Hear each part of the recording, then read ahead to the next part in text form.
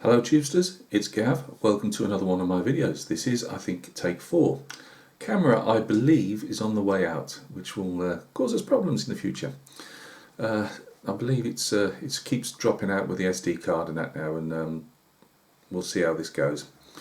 Right, this is, I believe, number 4 on painting this guy. We're going to do his face today, and probably the hair and the neck chief. I'll make it as brief as I can, which means it'll probably go on for hours. Once that's done, I'll obviously varnish him off camera and that, because I use my airbrush for that. And but I will show you the varnish that I use. And we'll do one last video with him. You know, maybe I'll try and do the base on camera, or as much as I can do, or I might film it over the base over a few sections. It's only a tiny little base anyway. It's not as if it's going to be anything on it. Only a few bits of shrubs and stuff, tufts I should say. So yeah, join me at the bench. Hopefully the camera holds out. If it doesn't, we're in deep doo-doo. So yeah, join me at the bench, guys. Right guys, thanks for joining me at the bench. We're going to put the base coat on the flesh first, and for that I use light brown, again Vallejo model colour. As I've said, no I haven't, because that was on one of the ones I've had to get rid of. There are 101 ways to paint flesh, 101 base coats you can put on. Terry Crick, go check out Terry's channel under his name, that's Terry Crick. He said to me, what did I think about using washes? And again, this isn't big-headedness, as if my thoughts or ideas mean anything. It really is, though. I said to Terry, in a nutshell, for me, painting, whether you, well, yes, there's more pressure on it, I suppose, if you're doing it for a commission, you know, as a professional, whether you're doing, like me, historical miniatures, or whether you're further up the tree, you know, doing big projects and artwork for companies and things like that. You've still got to have fun doing it, if you can, because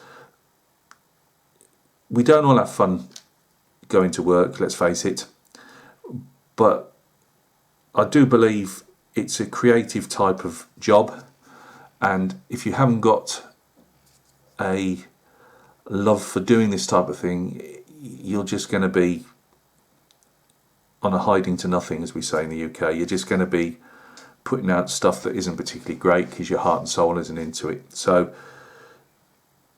as a hobby, for me, do what you think applies to you. You know, if you know, Terry was saying he uses washes. I take it he means like the army painter washes and things like that. I use them occasionally. I'm using them more on the fantasy side, actually, doing transitioning around, and even then I've been using more Vallejo sepia, but I've been using it to transition layers in the non-metallic metal on the gold and the brass and that type of stuff. I'm trying to do more fantasy because although I'm a historical guy in the sense of I love military history, the painter in me, I love colour. I've always said figures for me are art, and I love looking, like I say, I go on putty and paint, occasionally cool mini or not as much, but I do, well, I'm a member of Putty and Paint, though I put a lot up, but I love seeing people's artwork on there. As I say, I follow Sergio Calvo, Angel Heraldez, Jose Da Vinci, Kirill Karnaev, Ben Comets. You know, I follow them all on Facebook, and just watch their stuff. I'm not a member of Patreons. I don't have the money for, you know, I prefer to put, I'm not being, if you've got money that you can give to other people to help them along, and so you'll get something out of it, that's brilliant. But I really don't have an income where I can do patrons to these guys, so I just watch what comes along and learn where I can. So as I say, I'm always learning. But if you're happy with, let's get this guy here. This is one I'm painting for Mez's Minis. Go check Mez and his minis out. 30 Years War figure. if you're happy, say with this figure, you're doing certain. I prefer my figures like this, clean, I call them. So I just prefer doing them with paint. But if you're more confident or more happy, or for whatever reason you want to put, a load of wash over there and then put a highlight on, or dry brush it, or whatever you want to do it. I follow painting like some people follow the football results, or follow, I don't know, whatever. I just love painting figures. I enjoy my scale modelling as well, but my figure painting, I love painted figures. I love seeing other people's, especially the real high quality stuff. It's art for me, and I love trying to deconstruct it, and I love trying to, in my own little way, play around with it myself. I'll never be as big as these guys, or people applauding or whatever, but when I put my brushes down, at whatever time of night it is, and I can be painting till the early hours in the morning sometimes, when I put my brushes down, I'm happy. And that's what I'd hope you guys feel the same way. Do what you enjoy doing. There's nobody can tell you one way or the other what's good, what's right, what's wrong. You just, if you can take it. But I do these to show people. As I say, I've said they're beginners, and to a degree it is. But I'm fast realising that really I'm just painting figures, and and I will keep throwing little bits. Oh, this is how I do this, or I've seen this other painter do it, and I've tried it, and I enjoy it. That type of thing. And if people want to use this as a bit of company as they're painting their figures or making their scale models, and pick up a bit along the way, or just enjoy. We don't all meet up with fellow painters or scale modelers, but this is painting. We don't meet up, so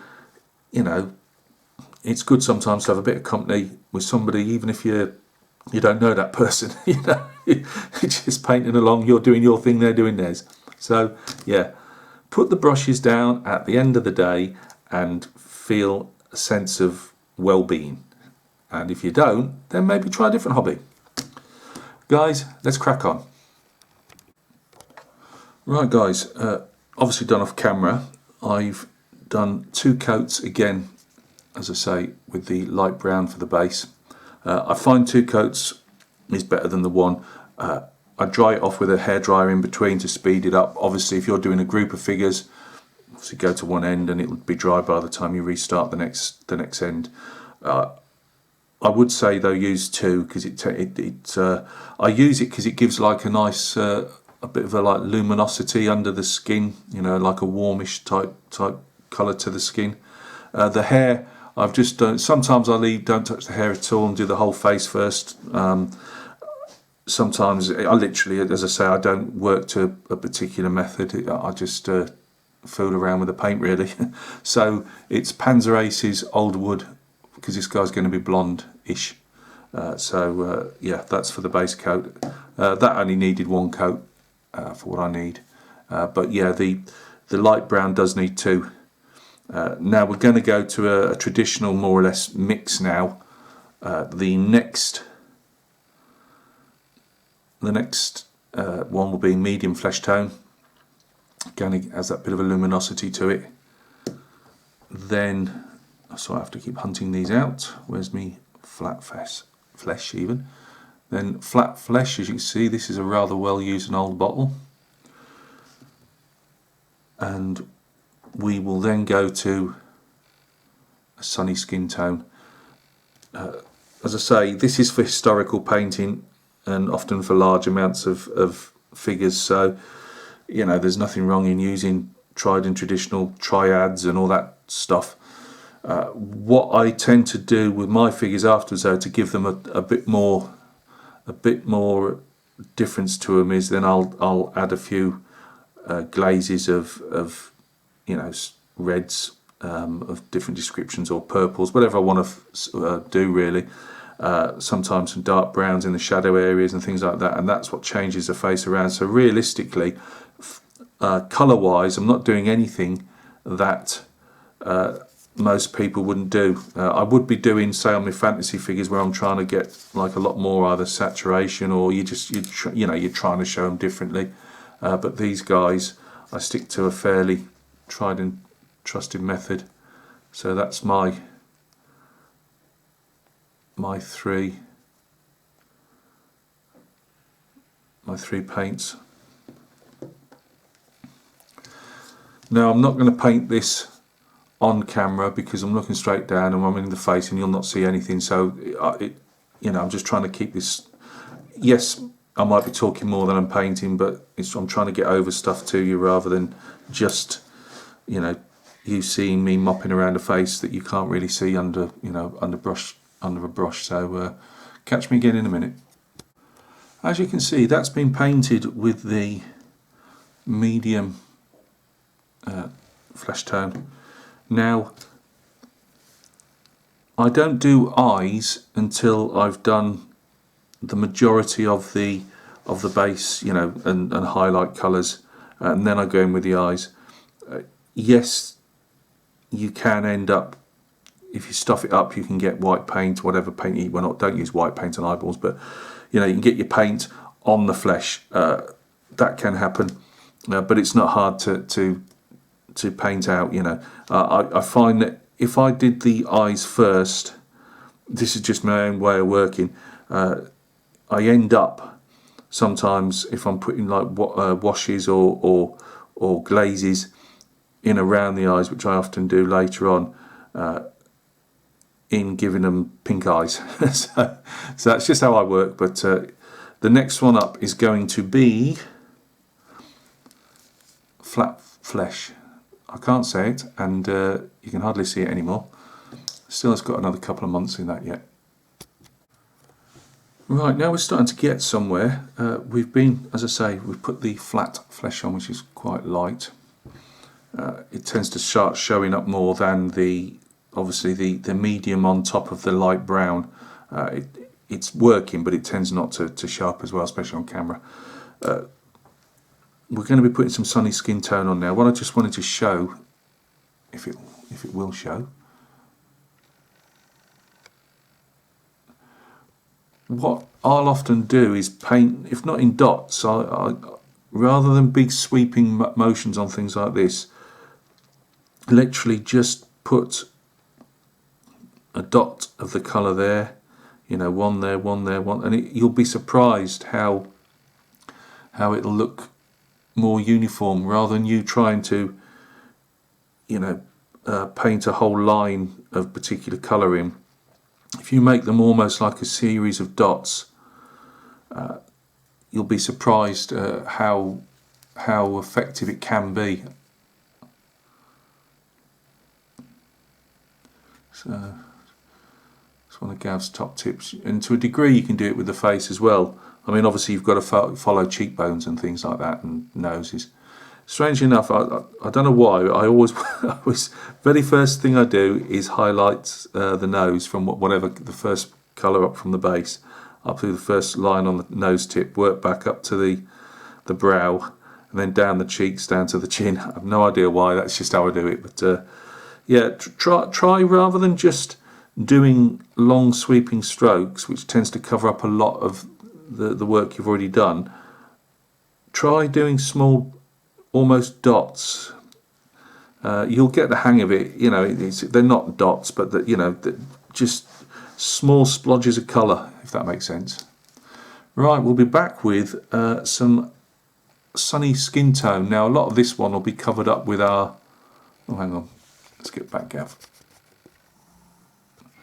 A lot of this one's going to be covered up with some of the glazing or washes, whatever you want to call them. Well, there are obviously some difference, but will be covered over, and then we will go back again with maybe some sunny skin tone and maybe even some basic on the top, but we'll see.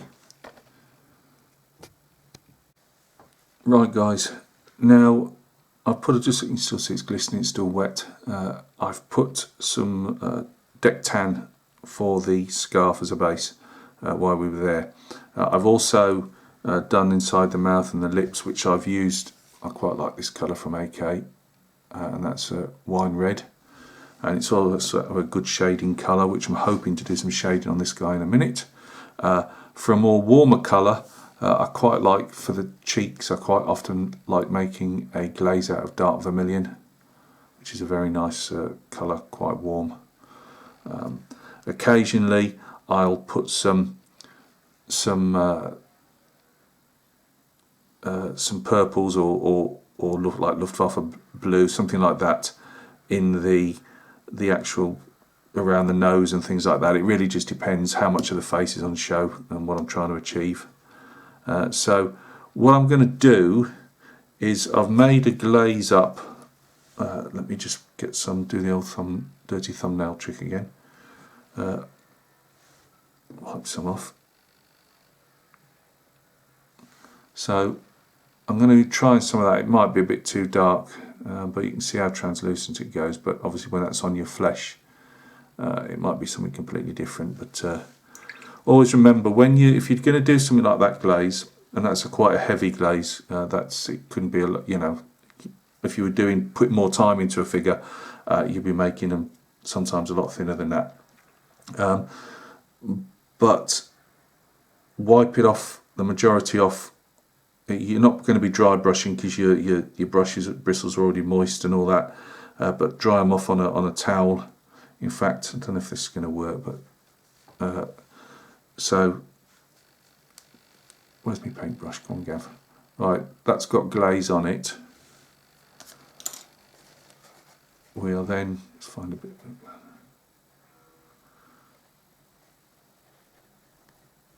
We've wiped a lot of that off. Now this could go all terribly wrong because I haven't tried this out on this one, but what I'm trying to do is get some, it's not doing too bad actually. We're going to try and put some shading into the hairline. And the problem is with this, the camera, it's obviously the balance on the camera. I'm hoping, as it has done on other videos, you'll see it a lot cleaner. But I'm actually seeing this quite yellow through the camera. But that's quite a nice shade. And I'm still got enough on that brush. That was borderline. It could have probably done with some more wiped off really, but that was borderline. I'm going to try and put some into the very corners of the creases of the eye. As I say, we've still got our flesh paint on the palette, on the wet palette, so we can pick up bits that if we haven't been too careful. Some at the nose there. Because we're going to try and do this on camera in the sense of it's part of the paint along type of thing, I will put a shadow on this guy's chin as well. Some of that lovely paintwork's getting used up really. Brushing into the shadow areas. I always like to do a bit of a shadow on the, a bit of a darkening on the flesh as it comes into the whatever uniform that's on. Also you can put it into the creases gently of the fingers. As I say, you've got to be careful because putting obviously reds and that on flesh, if you put it on too thick, it is really something just to practice. But if you watched what I did there, how much came off, and you could have probably taken a bit more off than that, you'll get roughly what you're after.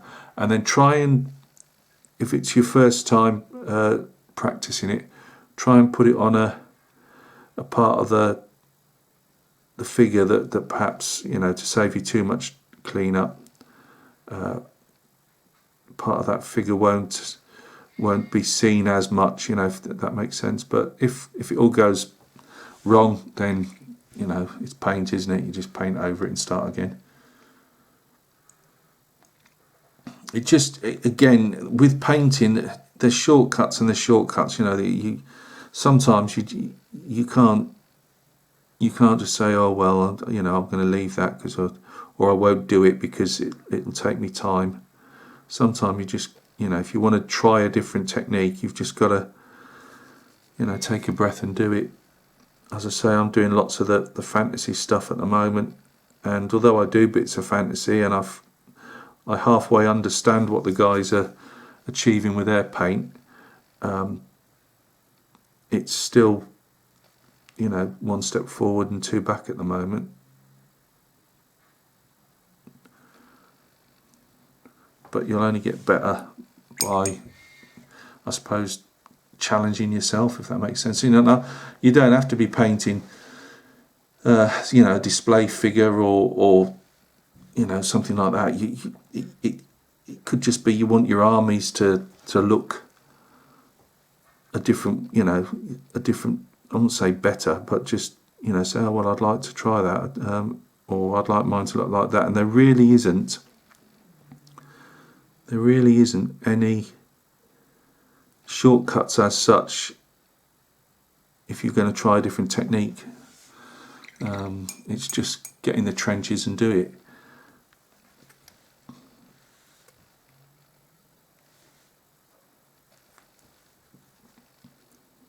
As I say, I'm sometimes asked, you know, how do you do this, how do you do that, and then you see somebody just still go in and do completely the opposite, and you just think, well, why ask? You know, you're not, you know, and it's more than likely because it ends up as, oh, you know, I can't be bothered. Well, you know, you aren't going to change your style if you want to change your style if you don't put the hard yards in, you know, and give things a go. Right, so we've done that. His lip seems to be all over the place on the camera, but I think it's the way I'm holding it rather than the figure itself. At least I'm hoping it is. Right, now I've done the there we go, dark vermilion, and we've put him on the cheeks here. And you know, you've got to be careful you're not making him look like a clown. But what we're going to be doing in a moment is after I've done the shadow, we're going to just go around with some basic and just give it a slight lift on the cheeks and the nose, and we're going to put some deck tan on the fingernails. Always remember to do the fingernails if they're on show. Not huge big things, and don't use white like the eyes or the teeth. I put a bit in with the teeth there, I should have said, I think, with the eyes, and that was silver grey, but any deck tan, silver grey, light grey, rather than you know, your stark whites, and the same goes for the fingernails. So the next one will be a highlight. We'll be going to put some. I'm just trying to think what I'm going to be putting in. I'm going to be putting some like bluey grey into some flesh, and we'll put it around his chops. Right guys, we've now come to the point where we're going to put some 5 o'clock shadow on our guy. Now, I don't know if it's going to show up or if I've got a bit of fingernail left to actually do it, but again, the paint's fairly, it's not as thin as the glaze, but that's roughly the colour that we're going to put on, and that is field blue. So, hang on. I mean, literally a tiny bit, and it's mixed in with what I've got with a flat, or I took some flat flesh out of off the wet palette and mixed it in with the field blue. So, you know, I suppose you're talking 90% flat flesh. It doesn't need a lot to tint the colour, believe me, and it'll go like a greeny colour, you know, a grey greeny colour. I wouldn't suggest putting it on direct, as in field blue or any other. You tend to get that Fred Flintstone look that you saw a lot in the early days when people were putting these type of things onto their figures. They quite often look like, you know, these like Fred Flintstone looks to them.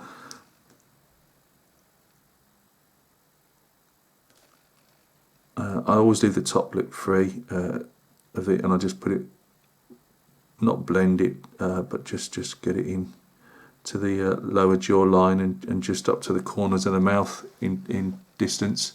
Again, it just doesn't look like it's showing up here, but it'll just add that bit more character to our guy. I've put some. If I can find it again, I've got just bottle after bottle on my desk at the moment. No, that's ivory. That's not what we want. Some Panzer Aces. Where the heck? Oh, there it is. White German tank crew Panzer Aces uniform, and that's gone as a highlight, which is going to be bleached out. Again, just doing small dashes, dots over our deck tan on the scarf. I've managed to get a bit thinking it was the scarf, but it was actually the blue jacket, which I'm going to have to paint out there. I've got to do a bit under there anyway, but when I do the final clean-up. So yeah, we've got our guy is more or less going on the way. We're going to be doing some deck tan on the fingernails in a minute. It's so that you're showing the fingernails, but they're not, they're not like he's got neon lights on the end of the tips of his fingers. What I was going to say was, for me, it's not so much about the flesh tones that we've put on this guy, because I then put the different glazes on, like your vermilion on the very tops of the cheeks there, and I've used in this case the red wine really watered down, as you saw on the cloth. That's, you've got to use it sparingly, but that's gone into the corners. You can use another one from Vallejo anyway, the whole red. That can be, if you want a darker shadow even around where the hair and stuff is, that's quite good for that as well. But I'm quite happy with how that red's toned in. I'm quite happy with that. So I'm going to put some deck tan on the fingernails, and then I'm going to put a highlight, probably of basic flesh, but don't hold me that until I've actually tried it, on the face yet again, just to highlight bits that I might have overdone it a bit with the wash. Right guys, what I've done for the hair is, on the base of the Vallejo old wood, I've actually got more wood, which is quite a nice colour actually. I use it for a fair bit since I've got it, which is the wood base, again from AK. And I then mixed, and I'm trying to again find it quickly. Come on Gav, here we go. I mixed in a tiny bit of dark sand for the final highlight into the wood base again. Now you could, if you wanted to blonde the hair up even more, you could use that as a final highlight. It really depends on your taste really. I think that's everything. I put a bit of brown around the base. If you're black, undercoating, it doesn't particularly matter, but I often use a grey, so I end up, if you're putting a unit together, single figures it's not a problem, but a unit, I would advise you to put some colour on the base that, it doesn't have to be exactly the same brown that you're going to be basing with, but it will just stop any, hopefully majority of grey bits showing through. Just 3 little dabs of white, cold white from Vallejo. 1, 2, 3. Maybe I did a tiny one there. Again, you can't really see it, or can't see it through my camera. It's all bleached out, but there's 3 little dots there, again, just to get a bit of light reflection. Now, all that's left to do on this figure is I'm going to go around and clean up anything that needs to be cleaned up. As I said, I got a tiny bit of white on the blue jacket there. Just by mistake, and there was a bit that I said I needed to sort out somewhere in here, and then just general tidy up, because I'm bound to have got some overspill on somewhere. It wouldn't be one of my paint jobs if I didn't. I don't intend to highlight the jacket or the orange up anymore. I'm debating I might do a bit with the banding on the hat.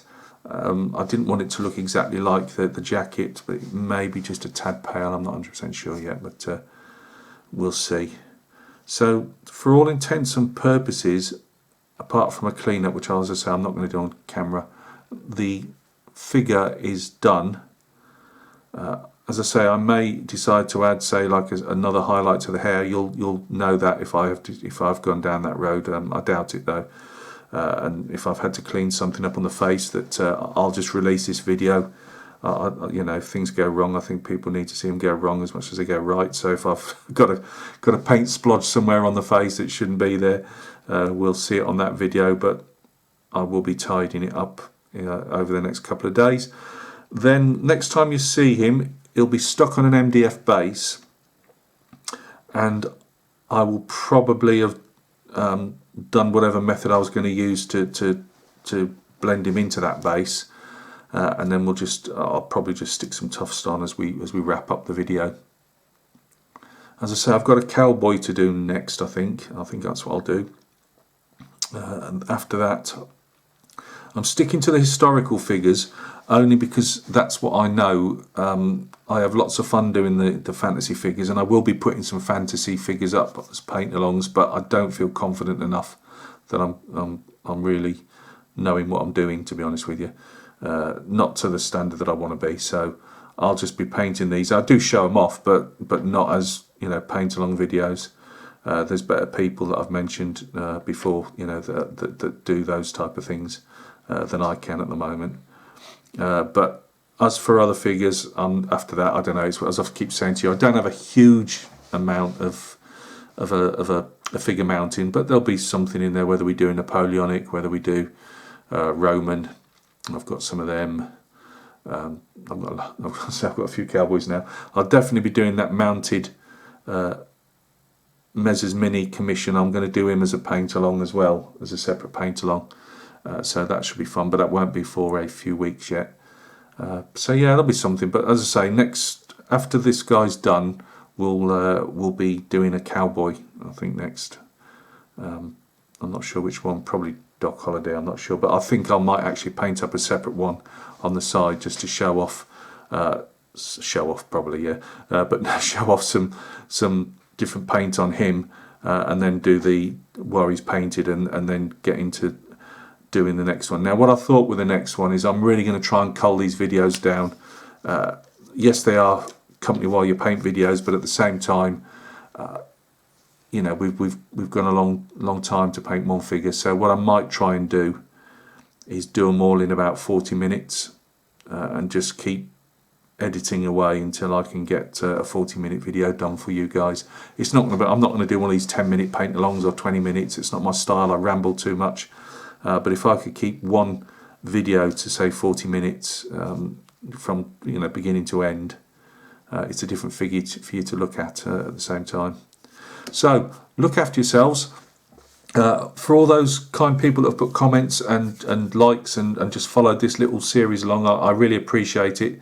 As I say, I'm not telling you how to paint, I'm just saying how I paint, and if you can take something from it, great, and you know, if you can't, that's fair dues. You know, do what you, as I say, what makes you happy at the end of the day is what counts, not how somebody else is doing it.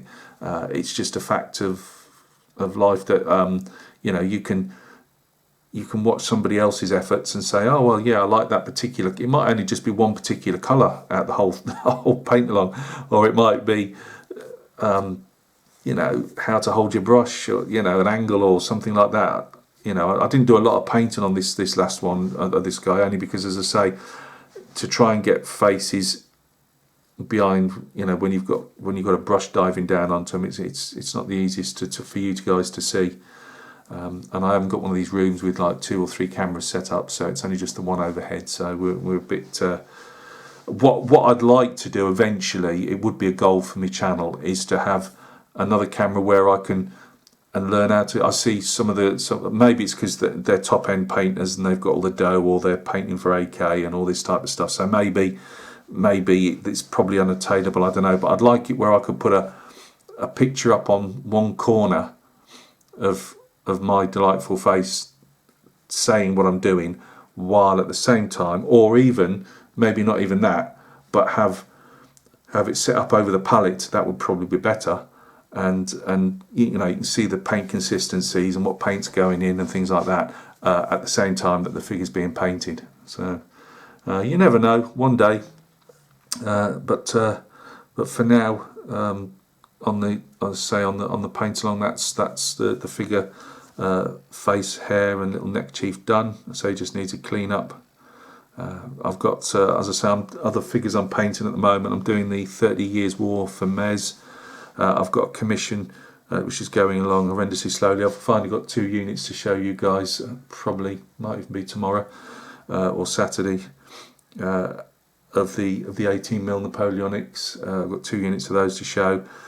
I've done a base for the Barbarian. However, I've tried to use a Crackle medium from AK, and they don't tell you how to use it. And I watched a video, and I think because I was going over with my hairdryer, maybe I've tried it out, but I got one tiny little crack in the paint, and that was it.